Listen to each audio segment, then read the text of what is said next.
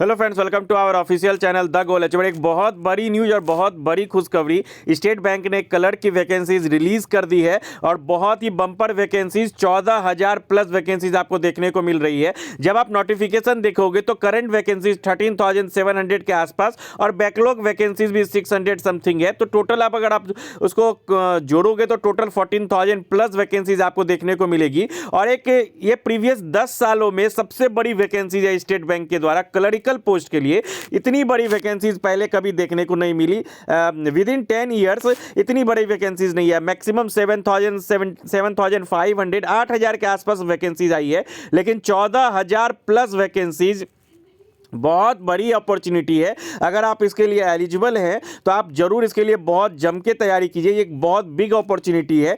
और age criteria, qualification, exam pattern और क्या चेंजेस किए गए हैं उस पर हम लोग बात करेंगे। तो चलिए डिटेल में बात करते हैं। इसमें सबसे मेरा रिक्वेस्ट है कि आप लोग पूरा वीडियो देखें कि हैंड डिक्लेरेशन में क्या आपको डालना है। इसमें बहुत सारे बच्चे क्या करते हैं, फॉर्म फिलअप कर देते हैं, बाद में उनकी जब गलतियां हो जाती हैं तो फिर वो परेशान हो जाते हो। तो आप थोड़ा सा इत्मीनान रखिए और अच्छे से इस वीडियो को देखिए, आपके सारे डाउट्स क्लियर हो जाएंगे, फिर आप फॉर्म फिल कर पाओगे। अगर एलिजिबिलिटी क्राइटेरिया की बात की जाए, सबसे पहले एसेंशियल क्वालिफिकेशन, अगर आप ग्रेजुएट है तो आप इस फॉर्म को फिल कर सकते हैं। अगर आप अपेयरिंग कैंडिडेट है और आपका मार्कशीट 31 दिसंबर 2024 तक आपके रिजल्ट पब्लिश कर दिए जाते हैं तो आप इस वैकेंसीज को जरूर से जरूर फिल कर सकते हैं। अगर आपको लग रहा है कि आपके रिजल्ट पब्लिश होने वाले हैं तो आप इस वैकेंसी के लिए आप एलिजिबल हैं, लेकिन 31 दिसंबर 2024 से पहले आपके जो रिजल्ट हैं वो डिक्लेयर्ड हो जाने चाहिए। ये एलिजिबिलिटी क्राइटेरिया है। नेक्स्ट अगर मैं बात करूं एज क्राइटेरिया की, तो 1 अप्रैल 2024 से इसमें एज काउंट किया गया। बहुत अच्छी बात है। अगर आपका एज 20 से 28 के बीच में तो आप इस वैकेंसीज के लिए एलिजिबल हैं। आप 2 अप्रैल 1996 से पहले आपका जन्म नहीं होना चाहिए। और जो SC ST कैंडिडेट हैं और जो OBC कैंडिडेट है, जो उनका रिलैक्सेशन है, एज रिलैक्सेशन एज यूजुअल रखा गया है। अगर आपने अप्रेंटिसशिप किया है SBI के लिए तो आप अगर SC ST हैं तो 6 साल, OBC हैं तो 4 साल और जनरल और EWS हो तो 1 साल की छूट जो है आपको एज क्राइटेरिया में दी गई है। नेक्स्ट अगर फॉर्म फिलअप की मैं बात करूं तो 17 दिसंबर से 7 जनवरी तक इसके फॉर्म फिलअप होंगे। और प्रीलिम्स के जो एग्जाम्स हैं वो फरवरी 2025 में और मेंस जो है वो मार्च के लास्ट में या अप्रैल के मिड में ये कंडक्ट करवाया जा सकता है। अगर वही सिलेक्शन प्रोसेस की बात करूं तो प्रीलिम्स के एग्जाम एज यूजुअल कोई चेंजेस नहीं है। इंग्लिश लैंग्वेज, न्यूमेरिकल एबिलिटी और रीजनिंग एबिलिटी, इसके इंग्लिश के 30 क्वेश्चन 30 मिनट मार्क्स के 20 मिनट दिए गए हैं। न्यूमेरिकल एबिलिटी के 35 क्वेश्चन 35 मार्क्स 20 मिनट और रीजनिंग एबिलिटी के 35 क्वेश्चन 35 मार्क्स और 20 मिनट अलॉट किए गए। इसमें सेक्शनल टाइमिंग है, 1 घंटे का आपका एग्जाम होगा। वही अगर मेंस की बात करूं तो यहाँ पे general and financial awareness 50 question 50 marks के लिए 35 मिनट अलॉट किए गए हैं। जनरल इंग्लिश के लिए 40 क्वेश्चन 40 मार्क्स 35 मिनट।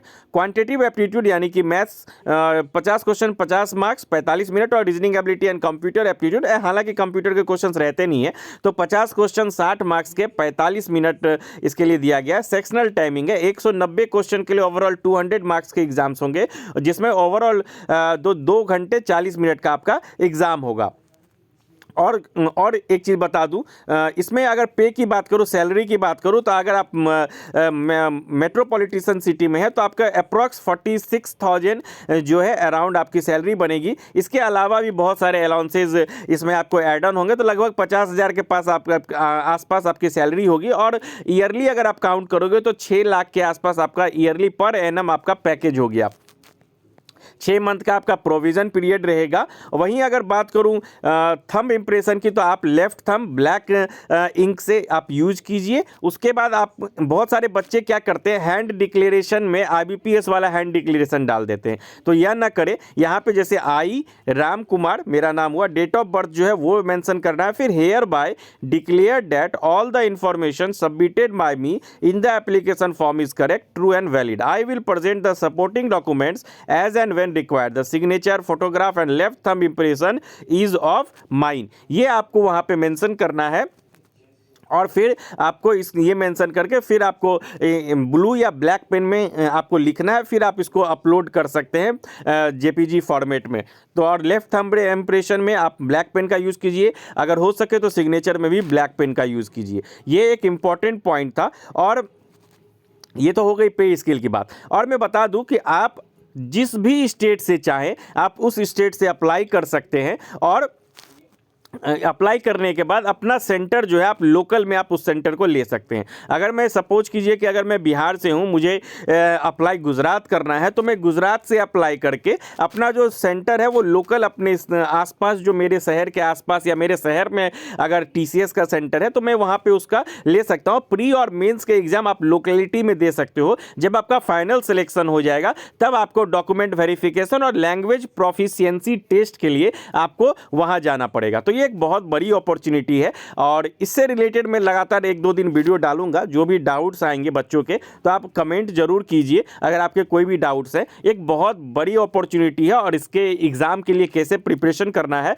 मैं आपको वीडियो बैक टू बैक दूंगा। और अगर आपको कहीं पे भी डाउट हो इस फॉर्म को फिलअप करने में, इसके एग्जाम प्रिपरेशन के रिगार्डिंग, एग्जाम पैटर्न के रिगार्डिंग क्या स्ट्रेटजी होनी चाहिए, अगर कोई भी डाउट हो तो आप इसमें इस वीडियो के नीचे आप कमेंट जरूर कीजिए और मैं उसकी रिप्लाई जरूर दूंगा। Thank for watching. एक बहुत अच्छी अपॉर्चुनिटी है, आप जम के तैयारी कीजिए। इसकी जो प्री के एग्जाम है वो फरवरी में शेड्यूल्ड है। Thank for watching, keep watching our videos.